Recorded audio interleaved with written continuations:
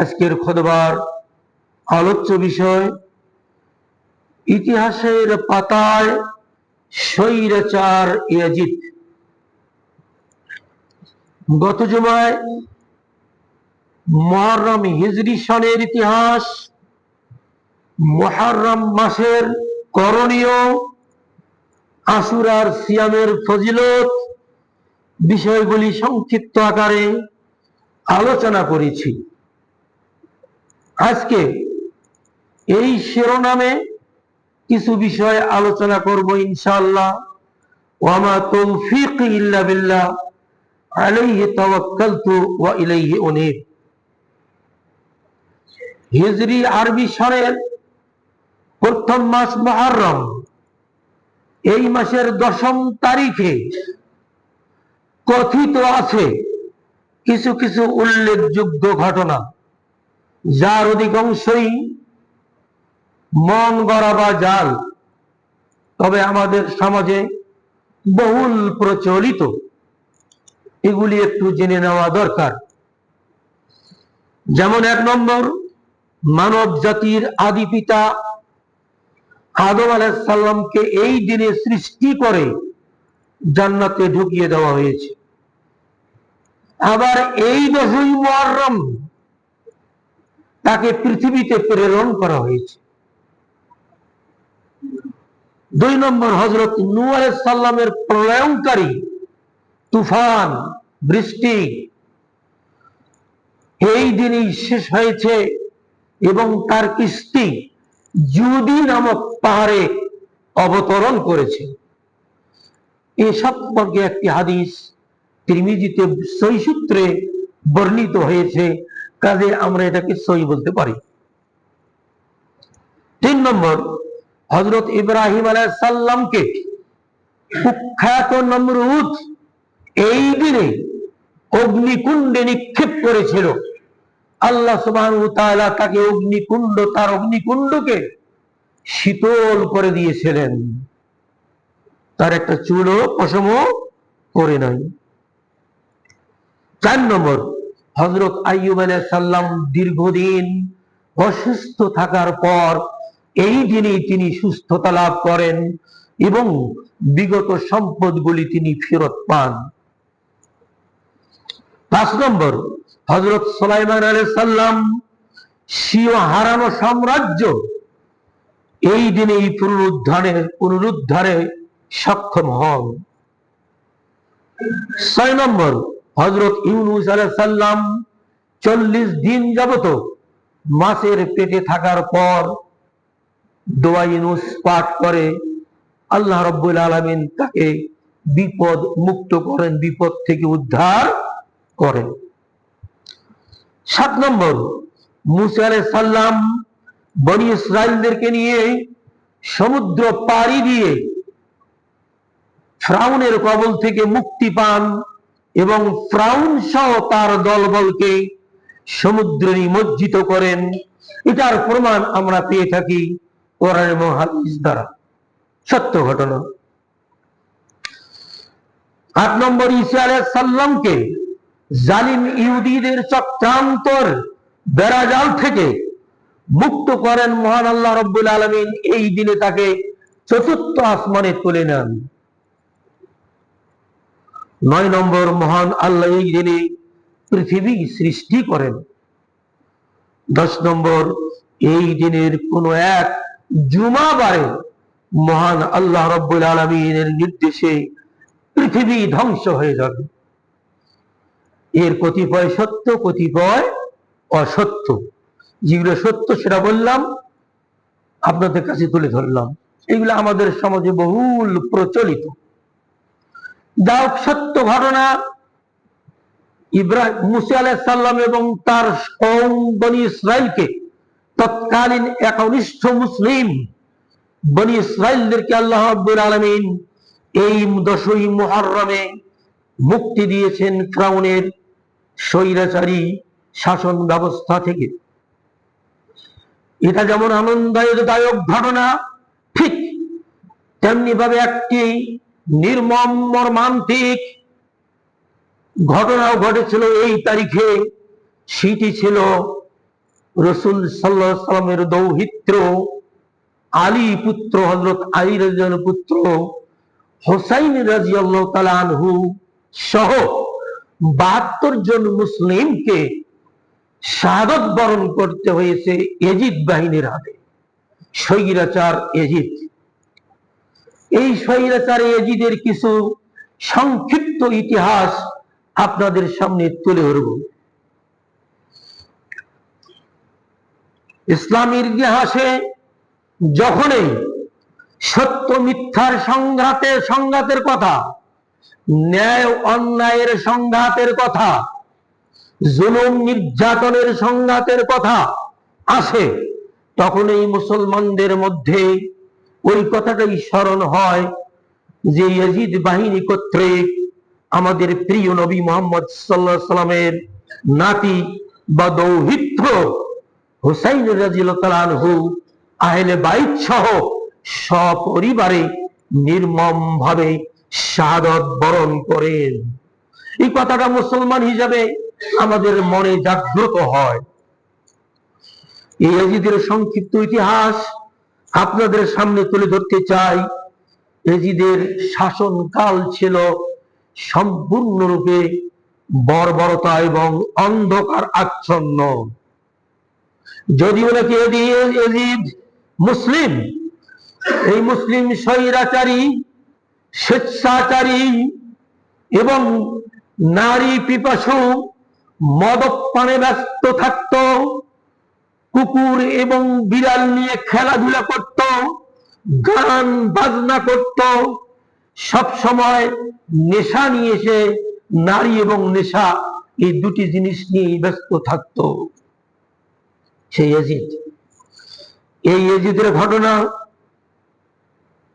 ইসলামের চতুর্থ খলিফা আলী রাদিয়াল্লাহু তাআলা আনহুর শাহাদাত বরণের পর হযরত মুয়াবিয়া রাদিয়াল্লাহু তাআলা আনহু, ইনিও সাহাবী, ইনি এই আলী রাদিয়াল্লাহু আনহু পর্যন্ত যে খেলাফতের সিলসিলা চলে আসতেছিল, খেলাফতের ধারাবাহিকতা চলে আসছিল, আলী রাদিয়াল্লাহু আনহুকে শহীদ করে দেওয়ার পর এই খেলাফতের সিলসিলা বন্ধ হয়ে যাচ্ছিল।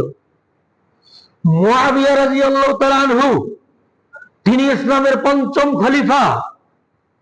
তিনি আপ্রাণ চেষ্টা করে, অনেক ত্যাগ তিতিক্ষা সহ্য করে এই খেলাফতকে পুনরুদ্ধারের চেষ্টা করেছিলেন।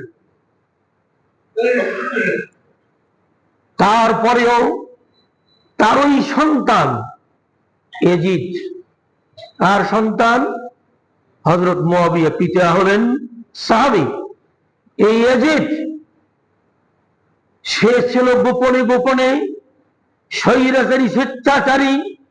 বাপের এই খেলাফত কিভাবে আমি অর্জন করতে পারি, এই ষড়যন্ত্র সে করতেছিল। এক পর্যায়ে সে পিতার কাছ থেকে খেলাফত কেড়ে নিয়ে সে স্বৈরতন্ত্র প্রতিষ্ঠিত করে, প্রথমত সিরিয়ার রাজধানী দামেস্কে। স্বৈরতন্ত্র তখন তো গোটা মধ্যপ্রাচ্য শাসন করত মুসলিম খলিফারা, আর বিভিন্ন অঞ্চলে গভর্নর নিযুক্ত করতেন। ইয়াজিদ যখন দামেস্কে বসে এই স্বৈরতন্ত্র কায়েম করলো, মদিনায় তখন ছিল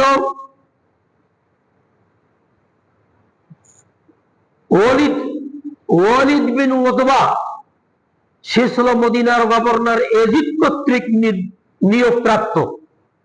সেই মদিনার গভর্নরের কাছে চিঠি লিখল ইয়াজিদ যে মদিনায় ইমাম হুসাইন বসবাস করছে,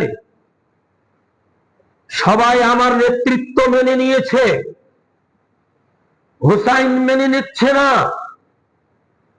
তাকে বাধ্য করো সেজন্য ইয়াজিদের বায়াত কবুল করে, আনুগত্য স্বীকার করে,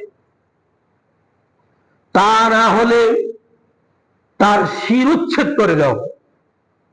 এইরকম জালেম তখনও ছিল। আর জালেমের সংখ্যা তো দিন দিন বাড়তেছে।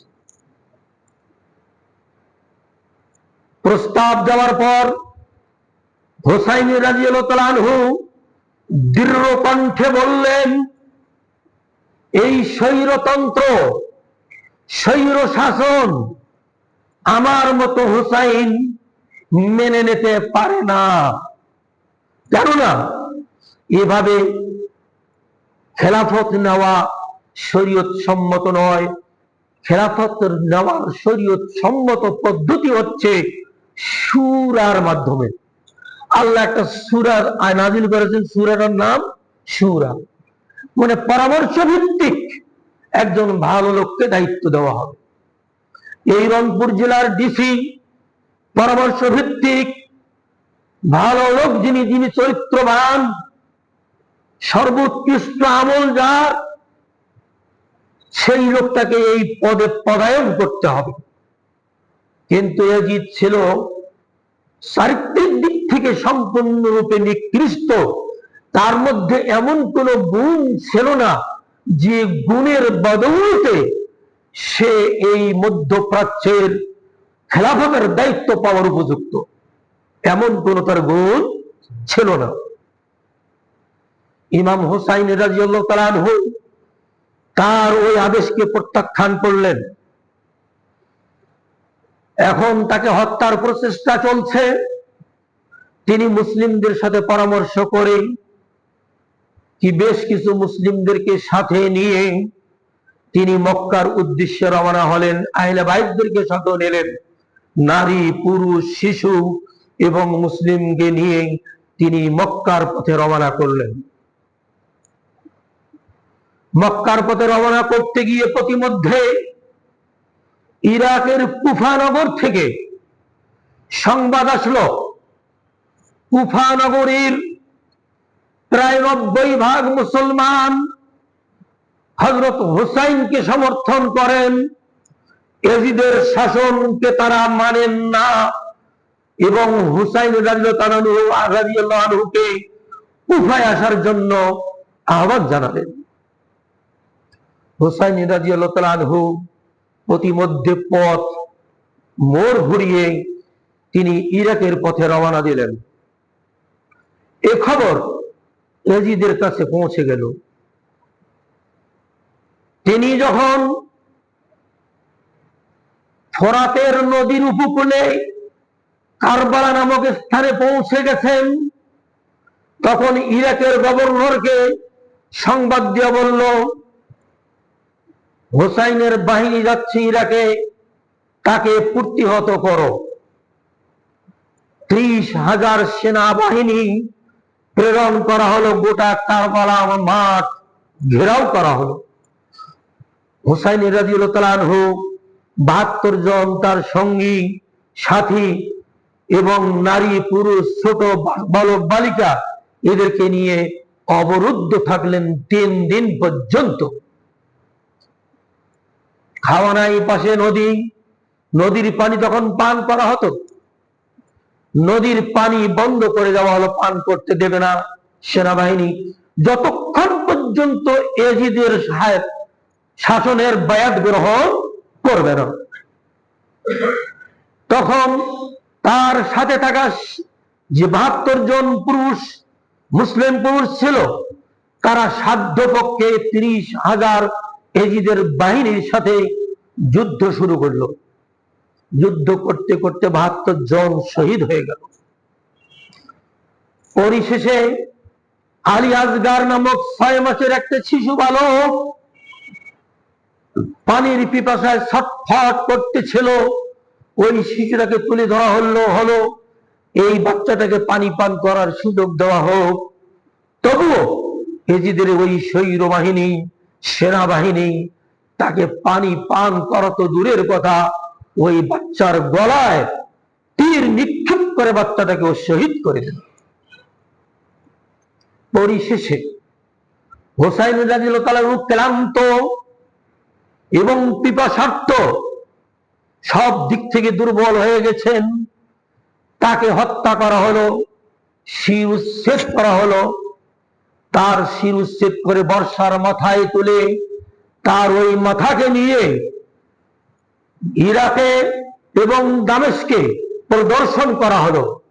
আর তার দেহটাকে ঘোড়া, যতগুলি 30,000 সৈন্য তাদের যে ঘোড়া ছিল, সেই ঘোড়ার পা দিয়ে খুর দিয়ে হুসাইন রাদিয়াল্লাহু আনহুর দেহকে খণ্ড বিখণ্ড করে ফেলল। এই ইয়াজিদের দুঃশাসন হযরত হুসাইন পর্যন্তই শুধু শেষ হয়নি।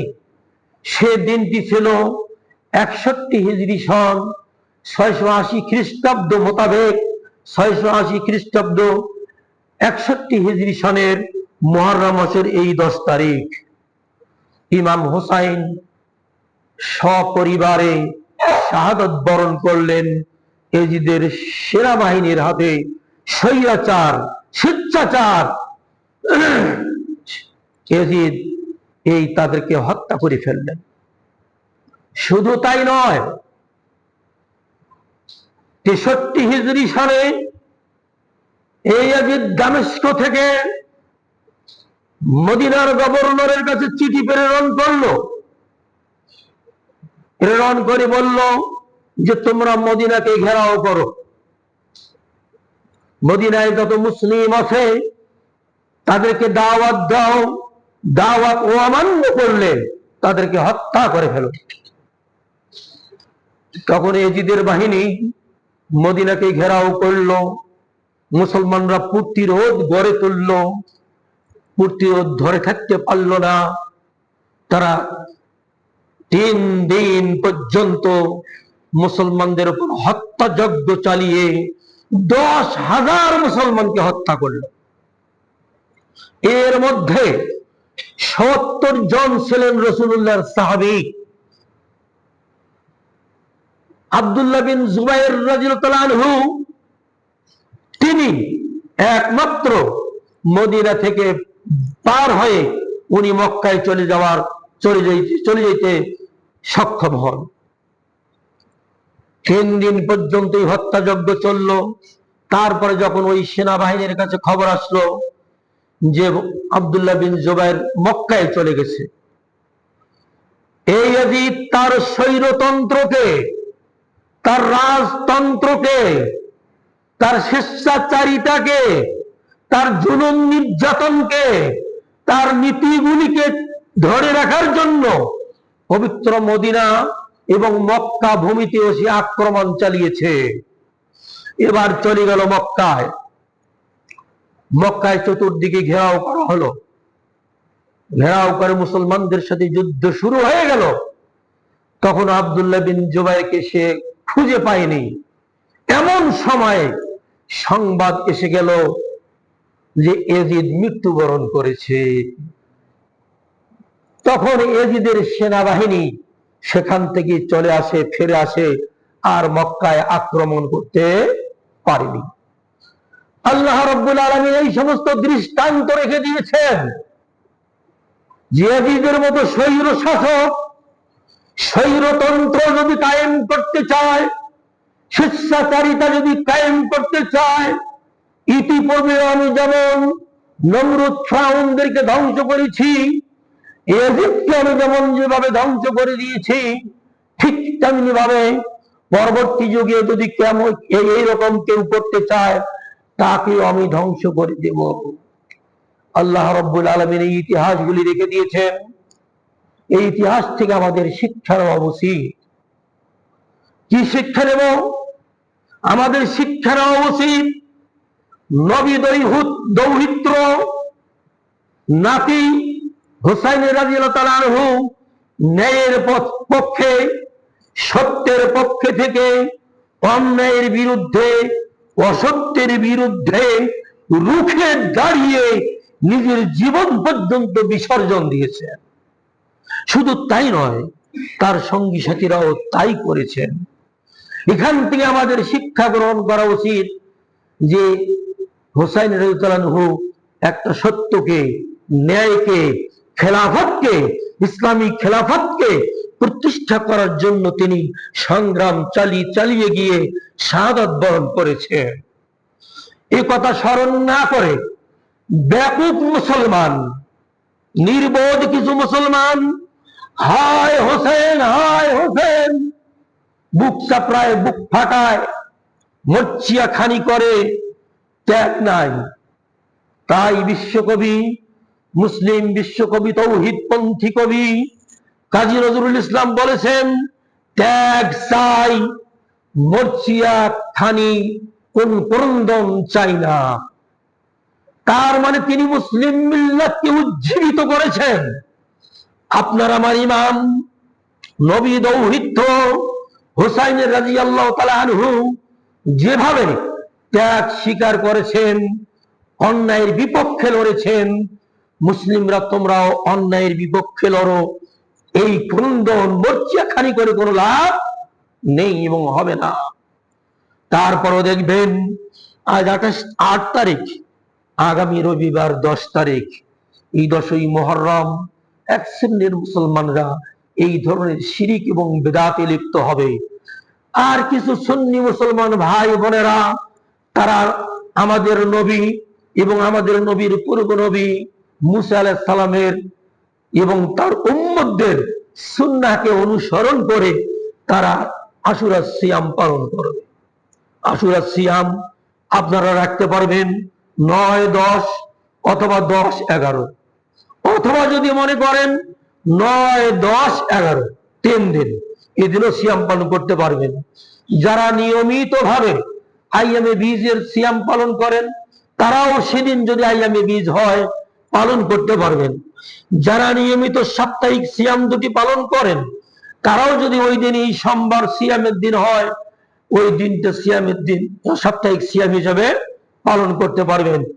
শুধু সিয়াম পালন করাই শুধু নয়, মনে মনে ইমানি জাগরণ, ইমানি স্পৃহা তৈরি হবে। আমার সামনেও যদি এই ধরনের ইসলাম শরিয়া বিবর্জিত কোন জীবন ব্যবস্থা কায়েম করার জন্য কিছু লোক এটার জন্য আগ্রহী হয় এবং এটাকে প্রতিষ্ঠিত করতে চায়, কোরআন সুন্নাহ বিরোধী মতবাদগুলিকে সমাজে প্রতিষ্ঠিত করতে চায়, আমি আমার ইমানি দায়িত্ব হিসেবে ক্ষমতা থাকলে হাত দিয়ে বাধা দেব, না থাকলে মুখ দিয়ে আমি ওয়াজ করব, নসিহত করব, বুঝাবো এবং মুখ দিয়ে নিষেধ করব, কথা দিয়ে। তাও যদি সম্ভব না হয়, মনে মনে কমপক্ষে আমাদের কি করতে হবে? ঘৃণা করতে হবে। সহিহ মুসলিমের হাদিস, রাসূল বললেন, এটাই হচ্ছে ঈমানের একেবারেই নিম্ন স্তর, এরপরে আর ঈমানের কোন স্তর নেই। তাহলে আমাদের মুসলিম সমাজকে এইভাবেই জাগ্রত হতে হবে। আল্লাহ রাব্বুল আলামিন হযরত হুসাইন রাদিয়াল্লাহু আনহুর আদর্শকে ধারণ করে গোটা মুসলিম মিল্লাতকে, ইসলামী খেলাফতকে পুনর্বাসন করার জন্য, ইসলামী খেলাফতকে আবার পুনরুদ্ধার করার জন্য আমাদের সকলকে উজ্জীবিত করুন। আল্লাহুম্মা আমিন। আকুলু কওলি হাযা আস্তাগফিরুল্লাহ লি ওয়া লাকুম ওয়া লিসাইরিল মুসলিমিন। বারাকাল্লাহু লাকুম ফিল কুরআনিল আযীম ওয়া নাফা'না ওয়া ইয়্যাকুম বিল আয়াতি ওয়াজ যিকরিল হাকীম। ইন্নাহু তাআলা জাওয়াদুন কারীমুন মালিকুন রাউফুর রহিম। আলহামদুলিল্লাহ ওয়াহদা ওয়াসসালাতু ওয়াসসালামু আলা নাবিয়্যিন মান লা বা'দা, আম্মা বা'দ। আউযু বিল্লাহি মিনাশ শাইতানির রাজীম। বিসমিল্লাহির রাহমানির রাহিম। ইন্নাল্লাহা ওয়া মালাইকাতাহু ইউসাল্লুনা আলান নবী ইয়া আইয়ুহাল্লাযীনা আমানু সাল্লু আলাইহি ওয়া সাল্লিমু তাসলিমা। আল্লাহুম্মা সাল্লি আলা মুহাম্মাদিন ওয়া আলা আলি মুহাম্মাদ কামা সাল্লাইতা আলা ইব্রাহিম ওয়া আলা আলি ইব্রাহিম ইন্নাকা হামিদুম মাজিদ। আল্লাহুম্মা বারিক আলা মুহাম্মাদিন ওয়া আলা আলি মুহাম্মাদ কামা বারাকতা আলা ইব্রাহিম ওয়া আলা আলি ইব্রাহিম ইন্নাকা হামিদুম মাজিদ। একটা প্রশ্ন উত্তর প্রদান করি, খুতবার সমাপ্তি করব ইনশাআল্লাহ। অনেকেই জানতে চান সালাত বিষয়ক কিছু মাসআলা, এগুলো অবশ্য বারবার আলোচনা হয় আমাদের মাঝে, তারপরেও আমরা কিন্তু ভুলে যাই। দুইটা প্রশ্ন এখানে। 1 নম্বর প্রশ্ন হচ্ছে, সালাতের মৌলিক বিষয়গুলি কি কি, অর্থাৎ ফরজ কয়টি এবং ওয়াজিব কয়টি? আমরা সবাই সালাত আদায় করি বটে, কিন্তু এর মধ্যে কোন কোন বিষয়গুলি অতি জরুরি অর্থাৎ ফরজ, শর্ত, আরকান বা রোকন বলা হয়, এটা কোন কোন বিষয়গুলি সালাতের মধ্যে রোকন? একটু মন খুলে কান খুলে একটু শুনবেন, তাহলে আর ভুল হবে না। আপনাকে আমাকে যেহেতু প্রত্যেক দিন 5 ওয়াক্ত সালাত আদায় করতে হয়, এই সালাতগুলির মধ্যে কোনটা ফরজ আর কোনটা ওয়াজিব, কমপক্ষে এই দুটি বিষয় জানা অতীব জরুরি। কেন? এই দুটি বিষয়ের সাথে সালাতের শুদ্ধতা ও অশুদ্ধতা নির্ভর করে। এবার বলতে চাচ্ছি, প্রথমত সালাতের রোকন কয়টি বা ফরজ কয়টি? সালাতের রোকন বা ফরজ হচ্ছে 14টি। আরকানুস সালাত আরবাতু আশারা। সালাতের রোকন হচ্ছে 14টি। 1 নম্বর হচ্ছে আল কিয়াম মাআল কুদরা, ক্ষমতা থাকলে দাঁড়িয়ে সালাত আদায় করতে হবে। ক্ষমতা আছে, শারীরিক শক্তি আছে, দাঁড়িয়ে সালাত আদায় করা, এটা হলো সালাতের 1 নম্বর ফরজ। 2 নম্বর হচ্ছে তাকবীরাতুত ইহরাম, তাহলে আগে দাঁড়াতে হবে। 2 নম্বর তাকবীরে তাহরিম, যেটাকে আমরা বলি আল্লাহু আকবার। এই তাকবীর দেওয়ার পদ্ধতি আমাদের অনেকেরই জানা নেই, কেউ কেউ এরকম করি আমরা, সালাত চোর, এটাকে বলে সালাত চোর, বড় চোর। তাকবীরে তাহরিমা দেওয়ার নিয়ম হচ্ছে, আপনি 2 হাত আঙ্গুলগুলি কেবলামুখী করে, তালু কেবলামুখী করে, কাঁধ অথবা কান বরাবর উত্তোলন পূর্বক আল্লাহু আকবার বলে আপনি নাভির নিচে বাঁধেন, বুকের উপর বাঁধেন, পেটের উপর বাঁধেন, ছেড়ে দেন, পরের কথা, ওটা আলোচনা পরে। কিন্তু হাত দুটি তুলতে হবে এভাবেই, তোলার নিয়ম এভাবে। অনেককেই দেখা যায় একান হাত তোলে, একান হাত তোলে, বাম হাত খান দেখে যে যা, আল্লাহ, এভাবে তাকবীরে তাহরিম আদায় হবে না, আপনার সালাত হচ্ছে না তো। তাহলে 2 নম্বর রকম হচ্ছে কি? তাকবীরে তাহরিমা। 3 নম্বর কিরাআতুল ফাতিহা, সূরা ফাতিহা পাঠ করা সবার জন্য ফরজ, ফি কুল্লি রাকাতিন, প্রত্যেক রাকাতে। 4 নম্বর আর রুকু, রুকু করা। আর রুকু আল্লাহ রাসূল সাল্লাল্লাহু আলাইহি ওয়াসাল্লাম যেভাবে রুকু করতে বলেছেন সেভাবেই রুকু করা, অর্থাৎ কোমর, পিঠ, মাথা সমান্তরাল ভাবে সোজা থাকবে, এইভাবে রুকু করা। 5 নম্বর আল ইতিদালু মিনহু, রুকু থেকে সোজা হয়ে দাঁড়ানো, রুকু থেকে সোজা হয়ে দাঁড়াতে হবে আল্লাহু আকবার বলে। রুকু থেকে একটু উঠে আবার সাজদা চলে যায়, রোকন নষ্ট হলো, সালাত হবে না। এটা হলো আরকান, ফরজ। 6 নম্বর আস সুজুদু আলাল আ'যাই সাবআতি, 7 অঙ্গ দিয়ে সাজদা আদায় করা। 7 অঙ্গ, নাক, কপাল 1, 2 হাতের তালু 2, 3, 2 হাঁটু 5, আর 2 পায়ের আগা, 2 পায়ের কি আগা, এই হলো 7। এই 7 অঙ্গের থেকে কেউ যদি একটা অঙ্গ না রাখে, যেমন সাজদার ক্ষেত্রে লক্ষ্য করা যায় বেশ কিছু লোক মুসল্লি সাজদায় গিয়ে 2 পা তুলে ফেলে, হাঁটুর উপর ভর দেয়, পা দুটো তুলে ফেলে, কেউ আবার 1 পা তোলে, কেউ আবার তুলি আবার এই পা তুলি ঘুষতে হয়, পা তুলি ঘুষতে। ছাত্র তোমার ভালো করে শুনে না, ছাত্ররা তোমাদের মধ্যে অমনোযোগীগুলি বেশি আছে। হ্যাঁ, অনেক মুসল্লি তোমাদের বিরুদ্ধে অভিযোগ করে, আসলে তোমরা একটু খেয়াল করলেই হয় না, তোমার সব ছোট মানুষ, তোমরা একটু যদি খেয়াল করো এই ভুলগুলো তোমাদের দ্বারা হবে না। আর তোমরা যতই ছোট হও না কেন, সাধারণ মুসল্লি তোমাকে একটা আইডল মনে করে, তোমাকে একটা আদর্শ মনে করে, তোমাদের কাছ থেকে কিছু তারা শিখবে। অতএব তোমরা সালাতের ব্যাপারে অত্যন্ত যত্নবান হবে। 7 নম্বর আল জুলুসু বাইনা সাজদাতাইন, 2 সাজদার মাঝে বৈঠক দেওয়া। 1 সাজদা দিয়ে আবার 2য় সাজদা সঙ্গে সঙ্গে যায়, আসলে এমন লোক একটা সেজদা দেওয়ার পর সোজা হয়ে বসতে হবে, তারপরে দ্বিতীয় সেজদায় যেতে হবে। এটা হলো কি ফরজ রুকু। তারপরে 8 নম্বর as-সুজুদুস সানি, as-সুজুদুস সানি দ্বিতীয় সাজদা, এটাও ফরজ। 9 নম্বর আল-জুলুসু লিত-তাশাহুদিল আখির, সালাতের 2 বৈঠক থাকলে শেষ বৈঠকে বসা ফরজ। আত-তাশাহুদুল আখির 10 নম্বর আত-তাশাহুদুল আখির শেষ বৈঠকটা, এটা হলো সালাতের ফরজ।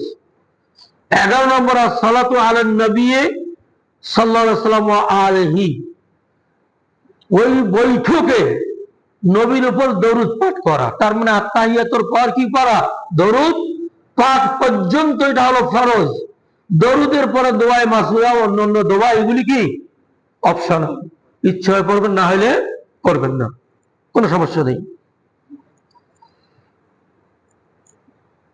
আর 12 নম্বর আত-তামানিয়্যাতু ফিল কুল্লি, প্রত্যেকটা রুকন আদায় করার সময় তামানিয়া, ধীর স্থিরতা থাকতে হবে, শান্ত থাকতে হবে, ধীর স্থিরতা থাকতে হবে, গতি ধীর গতিতে করতে হবে। আর 13 নম্বর হচ্ছে আত-তারতিব বাইনাল আরকান, এই আরকান গুলির মধ্যে ধারাবাহিক করতে হবে। আগে সাজদা করলাম তারপরে রুকু করব, হবে না। আগে কিরাত পাঠ করলাম তারপরে তাকবীরে তাহরিমা দেব, না, হবে না। এই ধারাবাহিক যেভাবে বর্ণনা দেওয়া হলো, এই ধারাবাহিকতা রক্ষা করাও ফরজ। ধারাবাহিকতা রক্ষা করাও কি সালাতের ফরজ। আর 14 নম্বর হচ্ছে আত-তাসলিম, সালাত শেষ করার মাধ্যম হচ্ছে আসসালামু আলাইকুম ওয়া রাহমাতুল্লাহ, আসসালামু আলাইকুম ওয়া রাহমাতুল্লাহ। তবে একটা কথা বলি, হানাফি ভাইদের ফিকার কিতাবে আছে, কেউ যদি সালাম ফিরার আগে বায়ু ছেড়ে দেয় তাহলে তার সালাত হয়ে যাবে, নাউজুবিল্লাহ। তাসলিম অর্থাৎ সালাতের রুকন হচ্ছে আসসালামু আলাইকুম ওয়া রাহমাতুল্লাহ বলি সালাত থেকে বেরিয়ে আসা। যেমন ইফতার, সিয়াম ভঙ্গ করার মাধ্যম কি? সূর্য ডুবার সাথে সাথে ইফতার করা, ধারাবাহিকতাকে ছিন্ন করা। উমরার ক্ষেত্রে উমরা থেকে বেরিয়ে আসার মাধ্যম হচ্ছে উমরার অন্যান্য কাজগুলি করার পর সর্বশেষে পুরুষ মাথা নেড়ে করে উমরার ধারাবাহিকতাকে কি করবে? ছিন্ন করবে, ভঙ্গ করবে। এগুলো পদ্ধতি, এই পদ্ধতিগুলি হচ্ছে ওয়াজিব, পুনর ফরজ। সালাম ফিরানো কি ফরজ। এবার আসি ওয়াজিব। ওয়াজিব কি কি?